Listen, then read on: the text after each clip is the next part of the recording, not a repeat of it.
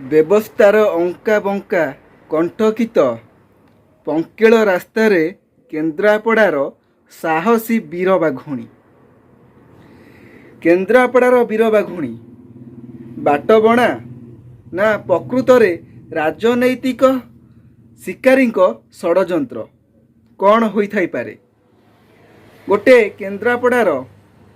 କେନ୍ଦ୍ରାପଡ଼ା ଜିଲ୍ଲା ମହାକାଳପଡ଼ା ବ୍ଲକର ତିଖିରି ପଞ୍ଚାୟତର ଗୋଟେ ସରପଞ୍ଚ, ଯିଏକି ଗୋଟେ ଝିଅ, ଆଜି ତା ପଛରେ ହଜାର ହଜାର ମାନେ କହିବାକୁ ଗଲେ ସରକାରୀ କର୍ମୀ ଲାଗି ଯାଇଛନ୍ତି ତା ପଛରେ।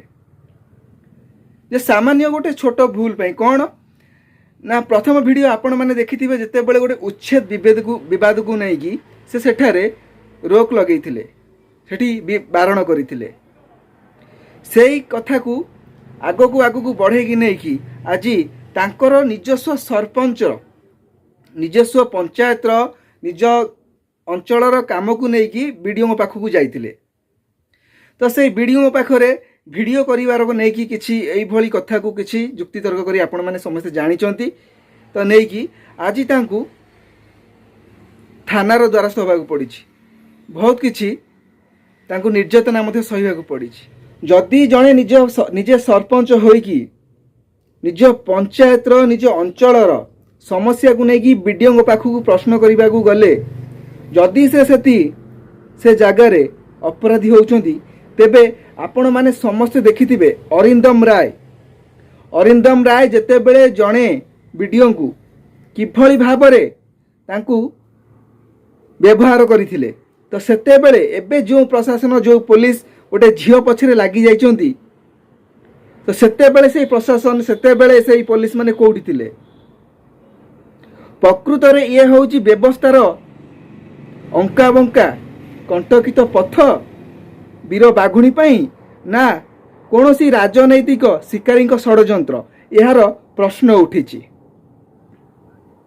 ଯେତେବେଳେ ଅରିନ୍ଦମ ରାୟ ଗୋଟେ ବିଡ଼ିଓଙ୍କୁ ବହୁତ ପ୍ରକାର ନାନା କଟୁ କଥା କହି ବିଭିନ୍ନ ପ୍ରକାର ଖରାପ ଇଙ୍ଗିତ କରିଥିଲେ, ଖରାପ ବ୍ୟବହାର କରିଥିଲେ, ସେତେବେଳେ ପୋଲିସ ପ୍ରଶାସନ କୋଉଠି ଥିଲା? ସେତେବେଳେ ତାଙ୍କୁ ଗିରଫ କରାଗଲା ନାହିଁ କାହିଁକି? ଆଉ ଯଦି ଆଜି ଜଣେ ଗୋଟେ ଗରିବ ପରିବାରରୁ ଆସିକି ଜଣେ ଛୋଟ ସରପଞ୍ଚଟିଏ ଯଦି ନିଜ ଅଞ୍ଚଳର ସମସ୍ୟା ନେଇକି ବିଡ଼ିଓଙ୍କ ପାଖକୁ ଯାଉଛି, ସେଠାରେ ତାକୁ ଅପରାଧୀ ସଜାଇ ଦିଆଯାଉଛି। କାରଣ କ'ଣ? ଚାମେଲି ଓଝା, ଯିଏକି ଆଜିକାଲି ସୋସିଆଲ ମିଡ଼ିଆରେ ବହୁତ ଚର୍ଚ୍ଚିତ ଝିଅଟିଏ, ଯିଏକି ତାଙ୍କୁ କାଲି ସକାଳେ କେହି ଅବା ଜାଣିନଥିଲେ, ଆଜି ତାଙ୍କୁ ସାରା ଦୁନିଆ ଜାଣୁଛି। କାରଣ ତାଙ୍କର ସାହସିକ ପଦକ୍ଷେପ ଯୋଗୁଁ। ଯିଏକି କେନ୍ଦ୍ରାପଡ଼ା ଜିଲ୍ଲା ମହାକାଳପଡ଼ା ବ୍ଲକର ତିଖିରି ପଞ୍ଚାୟତର ସରପଞ୍ଚ। ମୁଁ ଏହାଦେହରୁ ଗୋଟେ କଥା କହି ରଖିବି ଯେ, ତ ତାଙ୍କର ଏଇ ଦୁଃସାହସିକ କାର୍ଯ୍ୟ ନା ଦିନେ ତାଙ୍କୁ ସରପଞ୍ଚରୁ ଭବିଷ୍ୟତରେ ଯେମିତିକି ଆମର ରହିଲେ ବେଙ୍ଗଲର ରହିଲେ ମମତା ବାନାର୍ଜୀ, ଯିଏକି ତାଙ୍କ ଭଳି ମାୟାବତୀ ବା ଅଥବା ମମତା ବାନାର୍ଜୀଙ୍କ ପରି ଓଡ଼ିଶାର ମଧ୍ୟ ମୁଖ୍ୟମନ୍ତ୍ରୀ ହେବା ପାଇଁ ଅଟକେଇ ନପାରେ।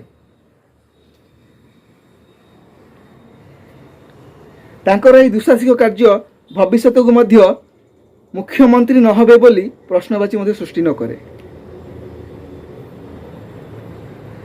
ତ ଆମର ମାନନୀୟ ମୁଖ୍ୟମନ୍ତ୍ରୀକୁ ଏତିକି ଅନୁରୋଧ ଯେ ଏହାର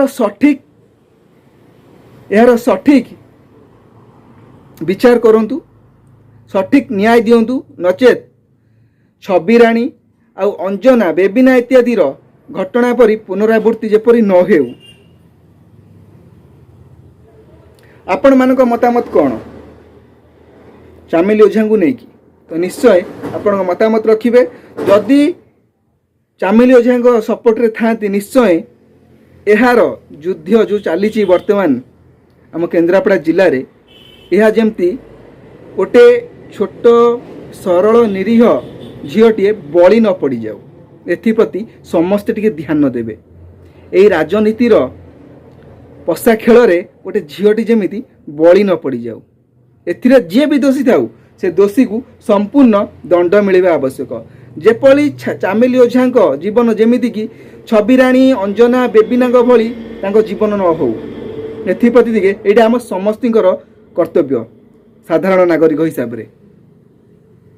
तो समस्ते यार प्रतिवाद करंतु, स्वर उत्तोलन करंतु, झीटी को सठिक न्याय प्रदान करंतु। यह ही मो तरफ आपण मानक अनुरोध।